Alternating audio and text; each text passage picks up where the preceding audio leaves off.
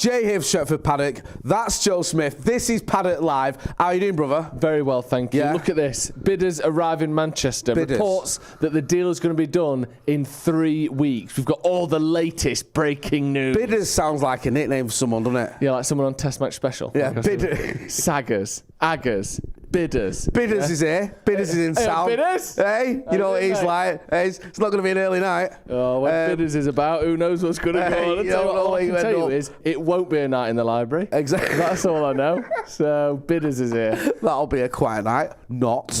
Right, listen, enough of that nonsense. We're going to be talking about the press conference today. Eric Ten Hag and Marcus Rashford. Yes. Rashford obviously taking time out from doing such frivolities as shopping. How dare he? No, I can't wait to talk about that. Yeah, so we'll talk about that. We'll also have last man standing. Oh, my God. Where we're going to be having Scousers bragging. But don't worry, we'll be putting him in a place. Yeah, good.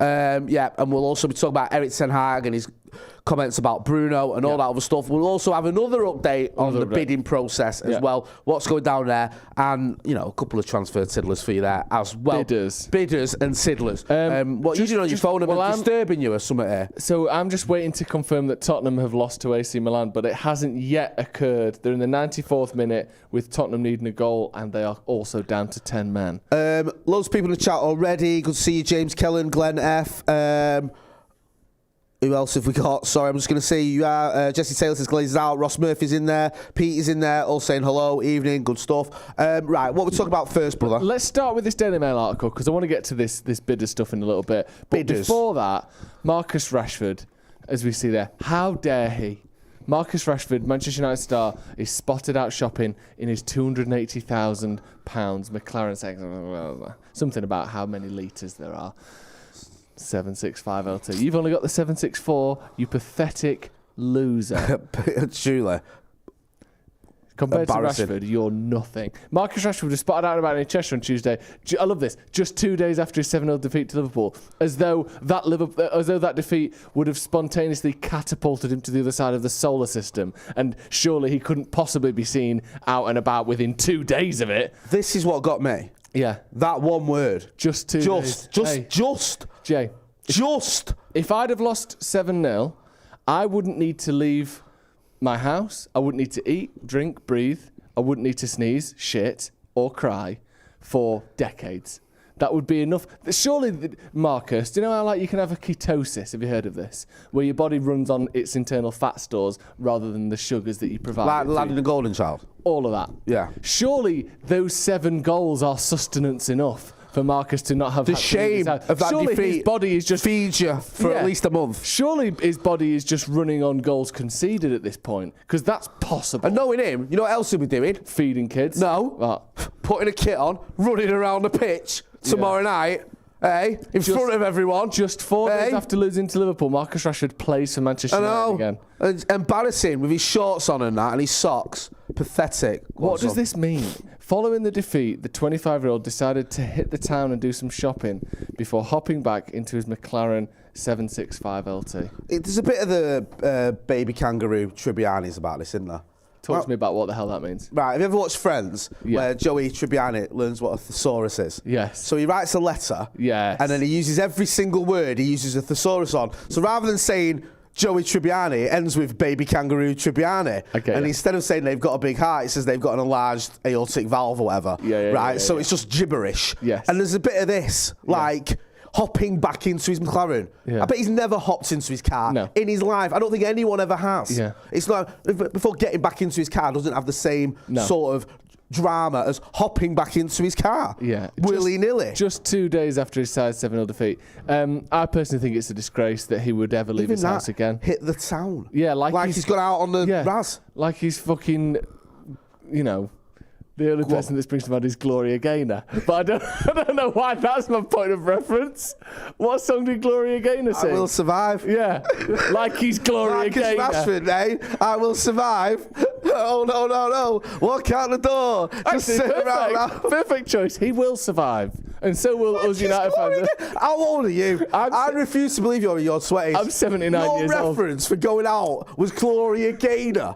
My mum and dad wouldn't even say that. Yeah, I don't know where that came from, but it's just ridiculous, isn't it? And you gave us an example before that hopefully we can bring up on the screen. So basically, footballers get told off for having a nice fancy car. Yeah. Which, why earn loads of money if you're not going to spend it on something like an expensive car? Yeah, a car that I've never even heard of. Yeah. I imagine it's very good. There aren't that many things you can spend 250 grand a week on. There is no 200 grand pasty.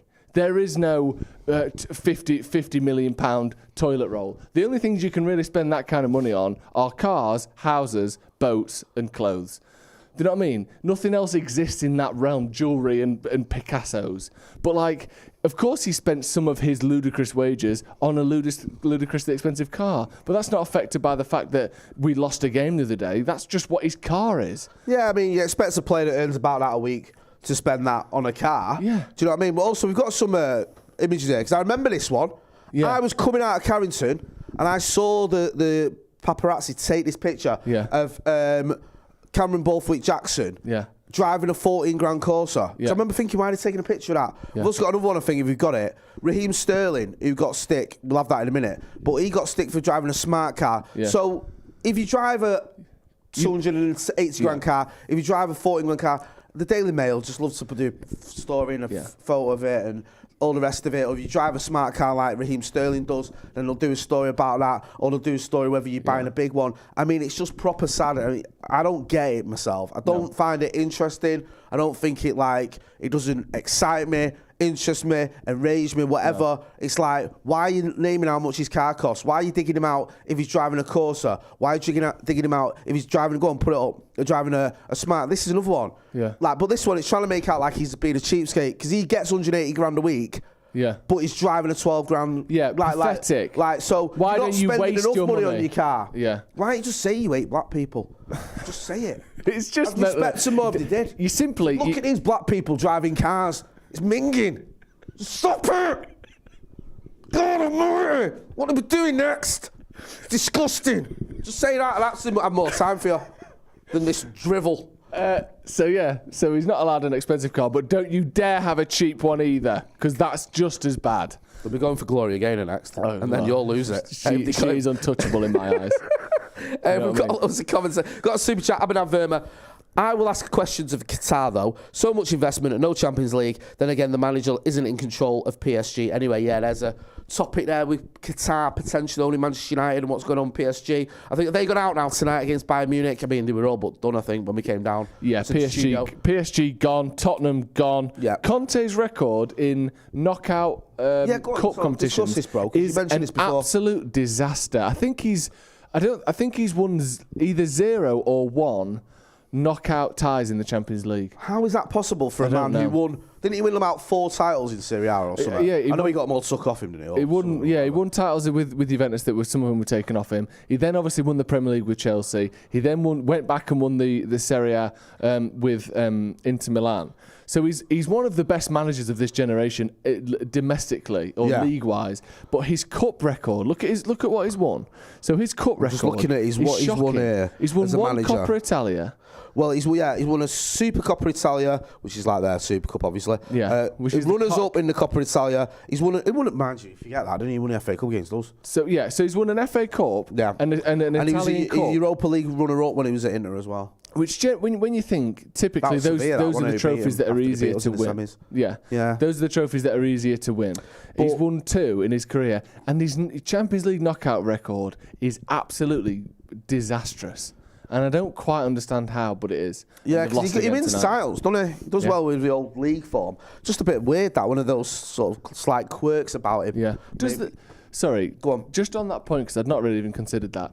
I know it's not going to be the exact same people, but a lot of the money looks like it may be stemming from similar sources between us and PSG if Qatar were to buy United.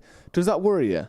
Because obviously they've gone on to dominate their league. I've said, listen, there's an element of a circus at PSG. Yeah, I've said all along, I think we sort of said initially, whoever comes in, the one thing I want to see from them, and we can get into the debates about ethics and all the rest of it in another show, is they have to back this manager. When I say back him, give him time, make sure that he's got in the players that he wants. I know what I'm saying, we've just brought you Neymar. Now, look, okay, you probably get Neymar, you'd be all right with that. But, you know, we've brought you this player that you didn't want, who's cost 200 million quid, and he has to play every game. Yeah, and he's on 800 grand a week like Mbappe. And you're like, well, hang on a minute, I don't need him. Or, do you know what I mean? Because you don't want any of that. You don't want interference with the manager. Also, if he has a sticky patch, like we saw with Tuchel under Todd Boehly, you don't get rid of him. Oh, he's lost 3 out of the last 10. Gone.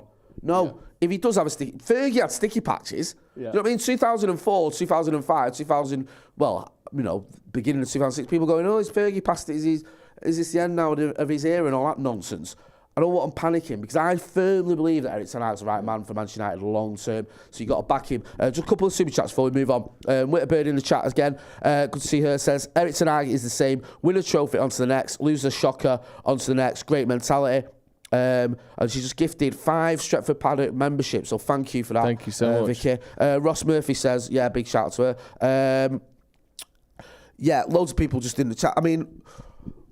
That's the main thing. PSG, it's been weird on it because you think for them, and again, it's not even just the concerns with PSG. Same with City. 2008 they came in, the Abu Dhabi group for City. So what's that, 15 years, sorry. And yet they've been to 1 Champions League final.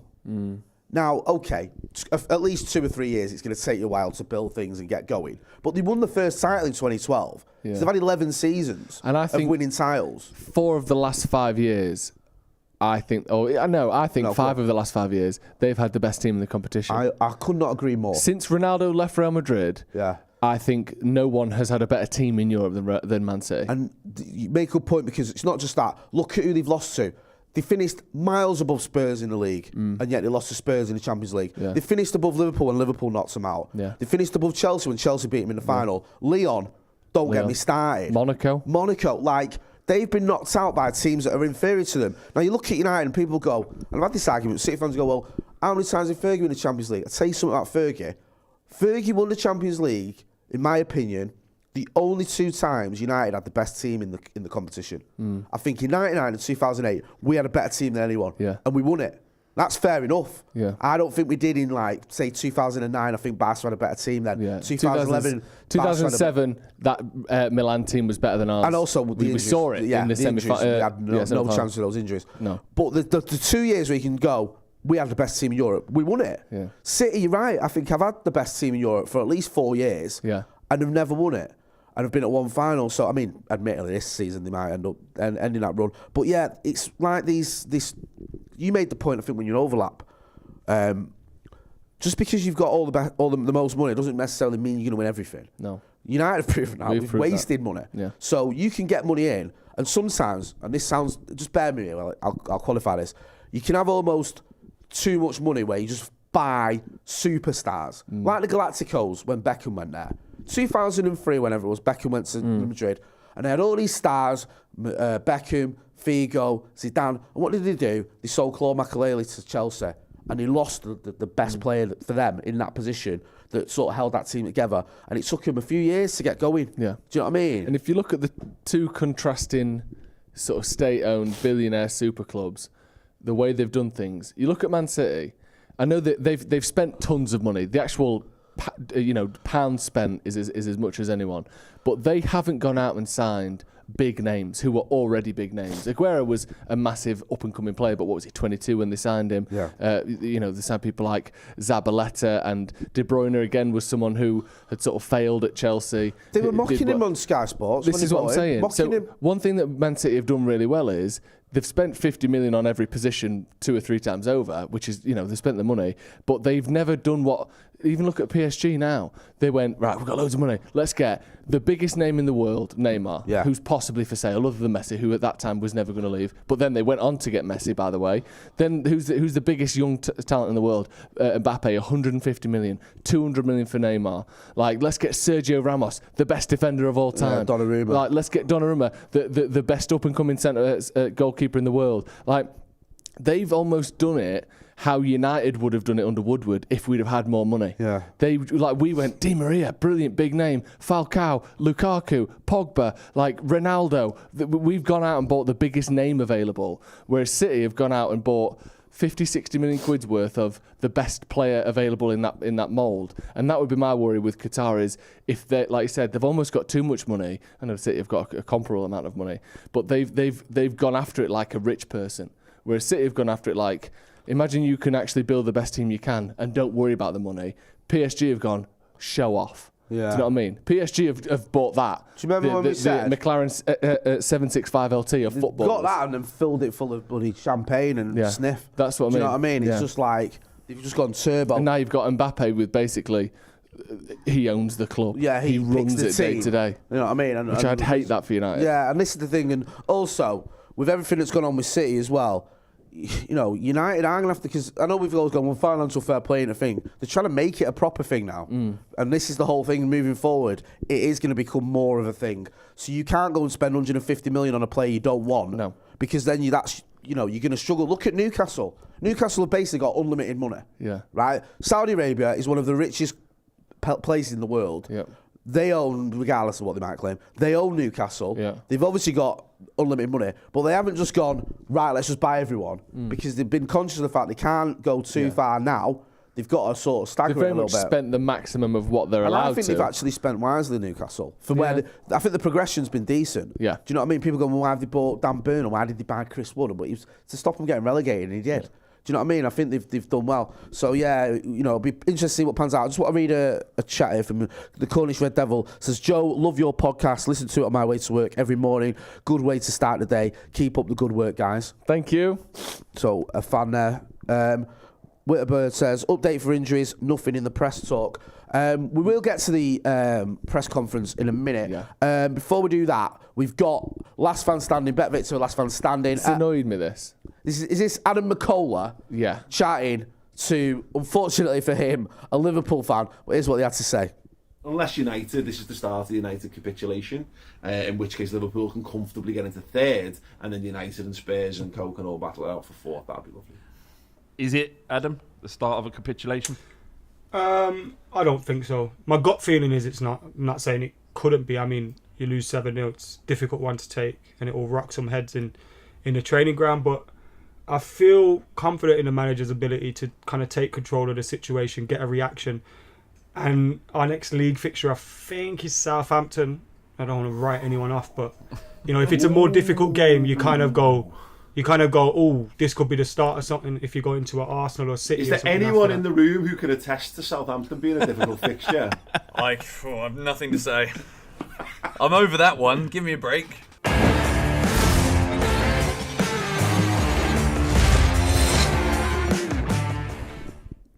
So that was Adam McCullough chatting with some rival fans as part of Last Fan Standing Bet Victor. Go and get in the chat in the comments. There's a link in the description. Let them know Stretford Paddock sent you there. And that's Paul Machin there, I think, from Redmen TV, who's making a point that, listen, he's loving it. He's a Scouser. This could be the beginning of the rot for Manchester United. But the first thing I want to do is say, no, it's not, which is Mackham was sort of making a point. This isn't. But just if we're going to, be objective, there is a slight worry, when you lose 7-0 to your rivals, that could make your team wobble. Yeah. Like, is this going to be the start of us struggling, or this could be a little bit of a sort of not a wake-up call, but a seminal moment in the season when we go, that's where things start to go wrong. Do you agree with Macca, though, that you feel like we'll be all right, or that he doesn't think, because he doesn't think it will? Yeah. I think if you're Liverpool, or you're a Liverpool fan, you need to not forget the fact that you just got battered by Real Madrid. Yeah. And that your season is on an absolute knife edge itself. Yeah. It's not as though they're dead set, they're certain. They've had so many false dawns this season. Didn't they beat Southampton, or who did they win? 8-0, 9-0 this season. Wasn't that Bournemouth or something? Bournemouth. They beat Bournemouth in 8-0 or 9-0. Yeah. And then went on to win, I think, 3 of their next 10 games. Yeah. So whilst it's obviously, any game can be the start of any sequence of events, especially at 7-0, I understand, like you're saying, that could be a catalyst for some bad results for United. I don't think it's going to make the season crumble. And I think that, this idea that Liverpool are just going to go on and win every game between now and the season, or be, taking third place and us and Tottenham fighting out for fourth, I think that's a bit of a leap just because they've won one game. Do you know what I mean? No, I agree. I think, whilst you have to be a little bit wary of that we just lost that game, and there's a lot of games coming up, and some of them are like tricky fixtures, but the winnable ones. And Maka made a point there. Southampton at home, yes, it can be tricky, and I think there was some shade thrown then at the Chelsea fan. But if I was to pick fixtures I'd want, Southampton at home isn't far off it. No. Do you know what I mean? Yeah. Like, it's a game where you can go, all right, that's one of the ones you'd fancy us for. At home, against a team that's been rooted to the bottom of the table or near the bottom of the table for most of the season. Yeah. They've already been through 2 managers this season, haven't they? Yeah. And they've employed, just like I said, Southampton's policy for getting new managers is just who's nearest by. It's very much a proximity-based hiring system. Where, it's like someone we know. Yeah, exactly. If you're in the room when the old manager gets sacked, you get his job. Like some sort of ancient kind of like it would be some kind of where if you kill the boss, you are now the boss. Like Chronicles of Riddick. Yeah, that sort of thing. Where it's you like keep what you kill. It's handed down. Yeah. Where you were the caretaker. Now you must. The sword is bestowed unto you, and now you must take the Southampton to the top of the league. It's like, what? Just hire someone who's actually won games as a manager. They keep hiring like 26-year-olds who've never managed before. I honestly thought Ralph Hasenhüttl would never get sacked. I didn't. I thought he was just destined to be there for like forever, but obviously not. Make sure you go and check out Last Man Standing with Bet Victor. The link in the description. Let them know that Stretford Paddock sent you. And don't be afraid, man. We just lost 7-0, but don't be afraid to go in there with your chest out. Anyway, we've had the press conference today, haven't we? All right. So Bruno Fernandes was a hot topic as always. Yeah. There was Eric Ten Hag and Marcus Rashford there. Talk us through this, big man. Yeah, Ten Hag said he's been brilliant all season. He's had a really important role in why we're in the position we are, because he's giving energy to the team, not just running and at the highest intensity, but in the right way and in the right direction. He's pointing and coaching players. He's an inspiration for the whole team, but no one is perfect. Everyone makes mistakes. We have to learn. I have to learn. He has to learn. He will, because he's intelligent. I'm happy to have Bruno Fernandes in my team and that he's captain when Harry isn't on the pitch. I think this whole Bruno stuff has been so blown out of proportion, I can't even believe it. Chris Sutton saying he should never wear the armband again. And you go, why? What for? The only thing I can see that he's... So someone may or may not have touched his face and he's got on holding his face. I don't like that. We don't need it. But you see it in every single game of football you watch all season. Do you remember when Son did it and got a goal disallowed for us? Exactly, yeah. I do. And it was a brilliant goal. It was Cavani's goal. Right? Scott McTominay brushed Heung-min Son's cheek. Yeah. Right? Heung-min Son went down like he'd been sniper shot. Yeah. Right? We scored a fantastic goal, and the goal got disallowed because of Heung-min Son going down. Yeah. Right? So Bruno just did the same thing. He got touched in the face. He's gone down, tried to buy a free kick, and then it's all like burning him in the state. Now, one of the problems is, from one of the angles, it looked like he got touched in the chest. Yeah. But if you look at another angle, you can see there is contact on his face, but it's not enough to go down the way he did. He was making a meal. I'm not really into all that nonsense. But that's not enough for me to get you stripped to the captaincy. What is people on about? The linesman thing, right? The referee saw it and didn't act because the linesman grabbed Bruno. Yeah. Like that, which he shouldn't have done. Dermot Gallagher said he shouldn't have done that. Yeah. Like, then Trent Alexander-Arnold throws the ball at Bruno's stomach in front of the linesman. He doesn't do anything. Then Bruno goes to get the ball that's bounced off his stomach.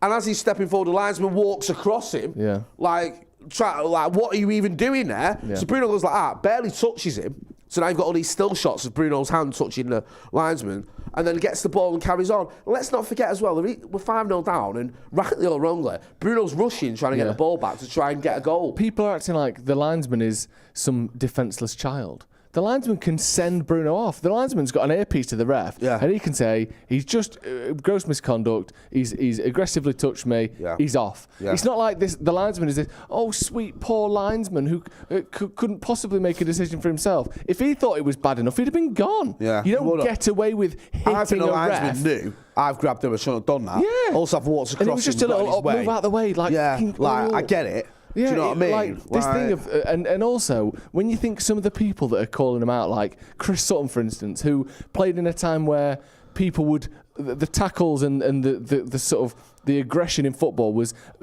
like orders of magnitude higher than it is now in the mid and early 90s, and we're calling for people to get their captain's armband stripped for essentially having a bad half.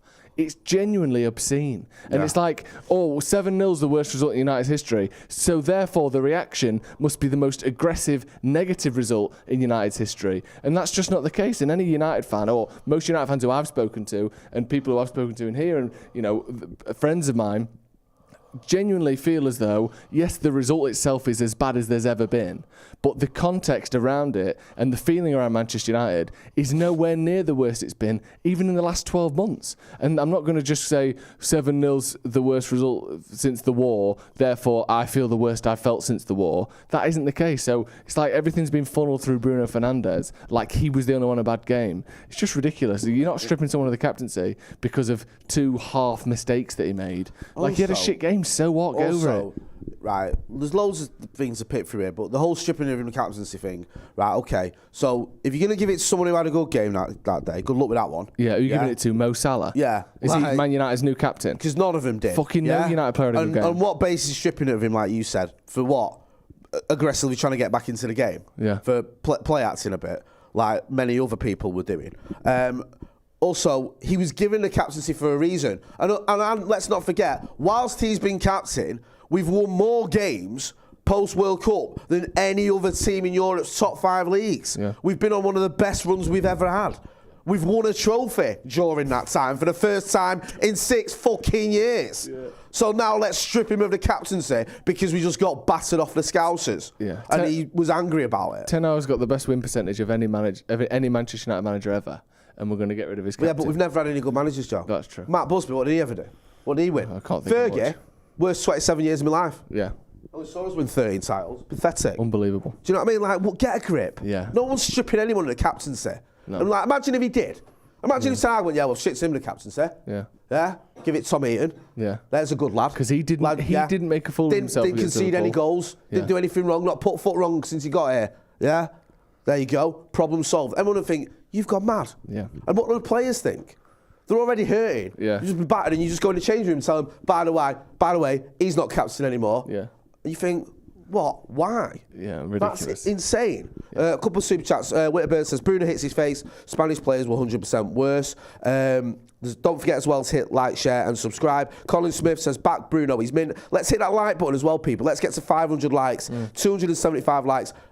Is it confirmed Spurs are out of the Champions League? Yes, Spurs gone. Spurs gone. Well, that's Spurs gone. PSG you know what? It's gone. mad, isn't it? Like Spurs have all this focus on getting to the Champions League. Yeah. Got to get in that top 4. Top 4's where we're at. Yeah. They never win anything. They always get top 4. And yeah, all right, they got to the final a few years ago, but they never win it, do they? Also, this is always the case. Like, I know there have been the odd upset over the last sort of 20 years, but there's been about 3 upsets. And all this obsession with you've got to play for a Champions League team, Champions League draws in the players so much, without Champions League, you can join it. 90% of Champions League teams have 0 chance of winning it. 0 chance. Yeah. Like, yes, you can play for Panathinaikos and be in the Champions League. It's like, that's not better than playing for Man United in the Europa League. Do you know what I mean? Yeah. It's just not. You've got chances of winning trophies, and United have proved it over the last decade, unfortunately, because we've been out of the Champions League so many times. But players would rather play for Man United in the Europa than Tottenham in the Champions League, because you know you're not going to win it, especially with Tottenham. What we got next, Jay? No, I agree with everything you just said there. What's this one? Odion Ighalo advises Victor Osimhen over Manchester United transfer. Talk us through this, brother. If Ighalo hadn't played for Man United, this would be the maddest story ever, wouldn't it? But it's just, he just so happens to have played for Man United a little bit. Who do you think... Is he the player that's played for Man United the most games, but sort of played for us the least, if you know what I mean? I know that doesn't make any sense, but go on. Sort of had the least effect during what was like 10, do you know what, games. right? This is how the Glazers got away for so many years. People liked him. Like Odion Ighalo, I remember being asked about, I did a radio thing that night when we signed him. Yeah. And in the morning we were linked with Josh King. And I couldn't have been more underwhelmed if I'd have tried until later on that night when we went, we're not getting Josh King. We're getting the guy that scored fewer goals for Watford than he did in his last season there. The guy that went 18 games in his last season for Watford without scoring, and the guy was in China, I think. Yeah. For the last 2.5 years of his career. And he's now in China. Yeah, and he's now 30 or whatever he was, 31. Odion Ighalo. And I thought, I remember him vaguely. Yeah. And when we bought him at 10:30 after he's knocked on the director's door and said to his old gaffer, please let me go to United, this is a joke. But what happened is, as a United fan, and you do this all the time, you get behind him when he signed for you. You don't let someone sign for you, you go, well, I don't like him, I'm not going to get behind him. You get behind him, and there was a lot to like about him. You could see he was buzzing to be there. His Instagram was lovely. He did score some nice goals in the Europa League. In the derby, he played his part in that goal for Scott McTominay. But when push came to shove, semi-final against Chelsea, whatever, you can't rely on him. No. You can't. He wasn't at that level. Speaking of buzzing, he describes Victor Osimhen as an ant. Right. Like the insect. What? Are you okay? You're like you're having a moment there. I thought you were starting the yawn at one point. No, he didn't. I'm all right. He says he's an ant. He's a striker that doesn't give defenders a chance to rest. He's always going to be on you. He's always going to press you, and he isn't afraid. All qualities well known by the ant. That, and he carries a big chunk of leaf over his head at all times. But Osimhen seemingly having his sort of breakthrough season, isn't he? He's gone from being this sort of talented player who struggled with injuries, gets you a goal every 3 games, to being someone that is basically bagging every week for Napoli at the minute. They're flying at the top of the Italian league. He's smashing it. Again, it's one of them where you kind of take this with a pinch of salt because it says here, I know him so well, he's like a brother to me. So he's obviously pushing his mate, who you know, and fair enough. I don't knock Odi Nigalo for wanting his fellow countryman and clearly his friend to play for the club that he supports. That doesn't surprise me. It's mad, he's not going to say, "Nah, he's shit." Odi Nigalo proper feels like it was some sort of almost like a Make-A-Wish thing. Like how dare you? You love United, yeah? You can play for him for a few months. I wouldn't be surprised if the Glazers had done that at one point. Like, it was actually mental that he ended up at United. I'm surprised we never did a competition for that. Cosmic, who's been a member of the Academy 25 minutes, I missed your super chat before. Says, evening, fellas. Miss Man United, I know her very well. She says, glad you mentioned his Insta. His Instagram was lovely, wasn't it? Yeah. You can see he's buzzing with all these jammers and all the kids in the United stuff and all that. I loved all that. Do you know what I mean? I don't even do that. What? Put my kids in the... Bit weird if you were posing with kids in jammers because you ain't got any. Eh? I haven't got any yet. Oh, is there an announcement you'd like to make? No, just one day I'll have kids. All right, I thought I'm not pregnant. What are you trying to say? Kidnapping kids again. Again, not again. Just legally speaking, charges were dropped. There was no case to be made. Right, exactly. Shall we move on? Hey, let's enough of that nonsense before we all get cancelled. Yes. What else have we got on the agenda? Oh, what haven't we got? Here Bidders, we go. The big your one. mate, the cricketer. The Bidders fly into Manchester United to begin talks this week. This is from The Times, as reputable as it gets. The Times understands United's New York bankers, Rain, have invited at least 4 bidding groups into the second round. It's like Judges' Houses, this X Factor, isn't it? So you come to Old Trafford. You reckon that's how they do it? Yeah, round the pool. What are you going to sing for us? And your man there, Sheikh Jazim, innit? Yep. Jim Ratcliffe goes, I'm going to sing. I Will Survive. And you know what he goes, I'm going to sing my favourite song, New York, New York. Get out. Disgusting. With the Qatari group fronted by Sheikh Jassim bin Hamad Al Thani, thought to be the favourite ahead of Sir Jim Ratcliffe and Ineos. There's also been reports that Sheikh Jassim's bid is closer to 4.5 billion, whereas the Ineos one is thought to be around 4.3 billion, which obviously are 200 that's million. That's the end of that then, isn't it? Yeah. Like, forgive me if I'm deluded and mistaken, but there's absolutely no chance on God's green earth that the Glazers are going to sell Man United for 200 million less to anyone. It is mad, isn't it? When you think, well, 4.3 to 4.5 isn't that much when you think 4.3, 4.5. When you think that's 200 million quid. Yeah. That's insane. Like, that's mental. Like, they're obviously going to sell it to him then. Yeah. Like, I don't even know what's going on. If I was to Jim Ratcliffe, I wouldn't even turn up for that meeting. Yeah. I'd just say, well, that's done then, isn't it? That's the end of that. There's a lot of rumours as well that the potential new owners would want to take over the club before the summer transfer window opened, especially the Qataris who have got their eye on deals in the summer transfer window already. Yeah, eye on. Hey, bringing Kylian Mbappe, when they say they've got their eye on him, they're going to tell him he's moving to Manchester United. I think they might pull the old Frank Lampard at New York FC. Do you remember that? When he signed for them? And it was like, signed for New York City. Yeah. And they're like, no, you haven't. Well, I have. Well, I've posed for the photo and I'm stood in New York in my shirt. You've actually signed for Manchester City. Yeah, we've just slid you across the chessboard a little bit. There might be a bit of that in it. Yeah. Would you have Mbappe at United? Would that make us amazing? As a player, I'd want him, obviously. Yeah. But in terms of the political sort of grief that comes with him, I don't want it. He's on 780 grand a week at the minute, plus basically the ability to... Plus petrol. Yeah, and he gets like free vending machines at the training ground. Free signings and that for dinner. Yeah. And, Hot scran available. So he's basically got the keys to the city at PSG, and I don't want any player to have that at Manchester United. You've got no wheels to the Clipper. Right, yeah, we'll see what happens. For me, it looks like your man there, Sheikh Jassim bin Hamad Al Thani, is going to owe Manchester United because he's got the biggest bid, and the Glazers just want the most money, so I can't see how there's a way around that. There's another sort of element to this, talking about a potential timeline.